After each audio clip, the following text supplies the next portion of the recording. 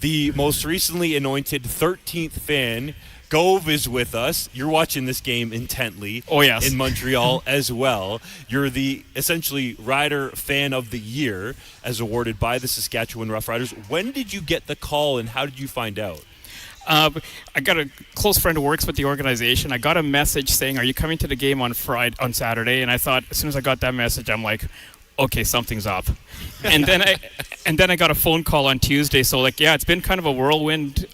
Just found out Tuesday, and so I was coming anyway, of course, but this has taken on a whole new life of its own now. Indeed. Gove joins us for Thoughts with JD, brought to you by Redvers Agricultural Supply, your Capota, versatile and Degelman dealer in Redvers. Visit redversag.ca. You get the call.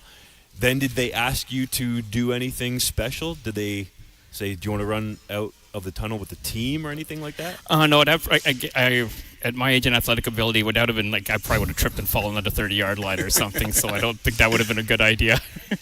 What's it like for you, Gove, to sit beside Wes Cates? Oh, it's amazing. I mean, I've watched Wes his entire career with the Riders. I was sitting in the stands watching him when he brought home that 2007 Grey Cup by sealing the deal, running for the first down. There we go. Hey. So what was your first... You remember your first Rider game you watched? You remember that memory of the first one you went to?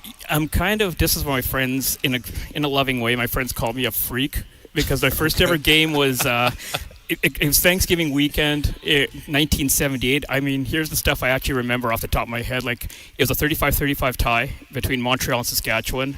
I remember, right in the end zone I was sitting in, Steve Mazurek scored a touchdown right there. Joey Walters got a touchdown. And Rob Vanstone and I were talking, and he remembered, and he's right. See if this reminds you of something. It was a tie game. Montreal tried a field goal in the last play of the game. Don Sweet misses. Riders had too many men. Sweet tries it again. He misses again. Riders run it out and preserve the tie. Oh, wow. That was my first ever game in 1978. Yeah, that definitely sounds familiar to me, but not quite. Go, where are you from in Saskatchewan, and how did you become a Rider fan? I grew up in a town called Holdfast, so it's 60 miles northwest of Regina. And I guess same as anyone, my dad was a Rider fan. I mean, not the craziness I am, but I remember him watching Rider games on TV, so I had dad who were they playing. Luckily, I wasn't a diehard enough fan to have vivid memories of 76. I do remember the whole family watching the game and Saskatchewan's winning. Oh, did we lose? Unfortunately, it was 78 when I became a real diehard, kind of the start of our 11 years out of the playoffs. But it started then. I became a season ticket holder when I was in university. They had that Section 28 with festival seating. Moved to Calgary, and then a few years after I moved to Calgary, got season tickets here again. So how many years total have you been a season ticket holder? I guess the Section 28 stuff would have been 1988 through 93, and then I picked up season tickets here again in 2006. Still, I'm not quick with math. How many years is that? Ooh, 2006. That's 18 years now? Yeah. 16, Okay. 18 years? Plus the Section 28 years? Oh, Yeah, so geez, now we're up to over 23 years. That's what I was saying. Okay, Yeah. there we go. Yeah. See, Gove, you're quicker than me. Your mind is sharper than mine. So do you feel like you're the biggest fan, or do you see other people out there and you're like, oh, that guy's Quite honestly, over the I think top? there's a lot that are like me. Yeah. I know a handful of people who, like me, do have season tickets in Calgary and make the trip. And I know, just seeing on Twitter, there's people from all parts of this province who make long drives to get here. I kind of say I feel like just one of the fans, but maybe just a little bit more crazier and over the top than the average person. You got the gear, you got the Obsidian jersey, you got you some swagged clearly the hat. Yeah, you're invested. Oh, I looked at the schedule. I said if they're wearing Obsidian, I'm wearing Obsidian. There you go.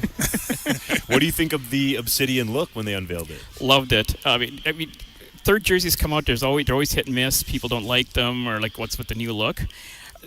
Across the board, I loved it immediately. I gotta admit, I'm kind of an easy crowd when it comes to new stuff. Most of the time I like it. But across the board, anyone who you talk to who's a Rider fan loves these. I know some friends of mine who, they'll cheer for Saskatchewan, but they wouldn't consider themselves football fans or buy swag. But they saw these and said, hey, when you go to Regina, can you get me one of those? So it's really been a slam dunk, yeah. Yeah. Some fans are clapping in here because we should give an update. Montreal just scored a touchdown against the Winnipeg Blue Bombers. It is 19-9 Alouettes pending the extra point with just over 11 minutes to go in this third quarter. I'm curious, you don't have a number or a nameplate on there. Are you saving it for somebody? Can Wes Cates make a case? Can we?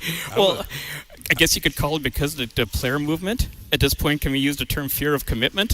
At this point, I'm kind of waiting to see contract situations, see who might extend a deal for a couple of years. I realize in the CFL, you're probably only going to get a couple of years out of a contract. Like, for example, if you get somebody who's really good, like, yeah, he's going to the NFL in 2 years.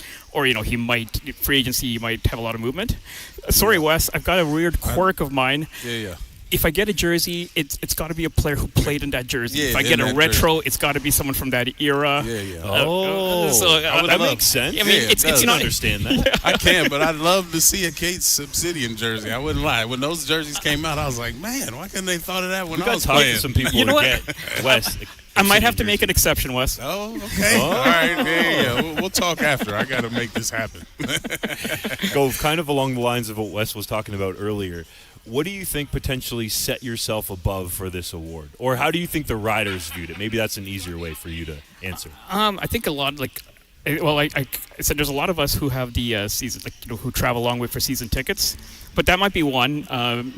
Secondly is probably because a lot of people know me because there's a rider website, riderfans.com, that another gentleman, Shane Chapman, started years ago, and then I took it over. So I think I get a lot of publicity because I own that website. Oh. And then I think in Calgary, there's another thing to get known for, because when I first moved to Calgary, I thought, hey, it'd be fun to get as many of my rider friends as possible to go to a game here.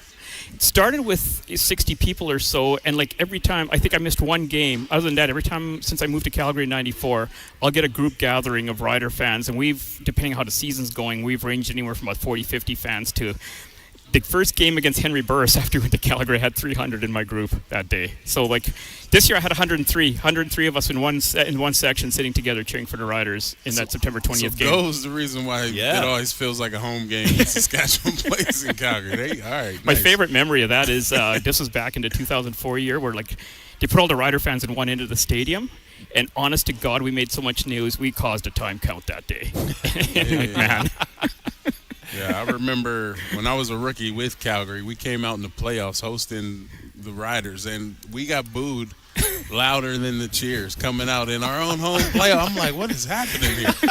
What is going on? Was that the Gov was leading the charge. Yeah. That was probably the 2006 semifinal, it was right? 2006, yes. Hey, your mind is sharp, man. Ken Keith broke some ankles late in that game for a touchdown run. Yeah, man, I remember that. Careful now. You're going to start taking my job. Well, the funny thing is I remember all this stuff, and then I'll go home in an evening and go, oh, wait a minute, I was supposed to get some groceries today. So I don't use it to good. That's less important. What do you think is your most obscure rider moment or fact that you remember? Boy, probably just going to specific games like that. You can probably, for the most part, you could probably pick, if you go through the rider schedule and randomly pick a game, and there might be some kind of factoid I would remember from that game if as long as I've watched it on TV or been there live. There's something about that game that I would remember from it. Let's say the 2013 Grey Cup. What do you remember from it? Oh, just pretty much everything right from the moment where I was ready to record the player introductions and they're all coming out together. And I guess if you want to say the one memory, I'm one of those people who always thinks about what's the worst case. Oh, if this happens, It's kind of like The Simpsons where Barney is like, after this case of beer and this case of beer, we got no more beer. Where I'm always thinking, if this happens, we could be in trouble. And there was a point in that third quarter, I thought, if we have to punt away again here and Hamilton scores, they're close to making this a one-score game. And then Corey Sheets he got that second and 18. Yeah. Picked up the first down. As soon as that first down happened, I kind of relaxed. I'm like, we got this.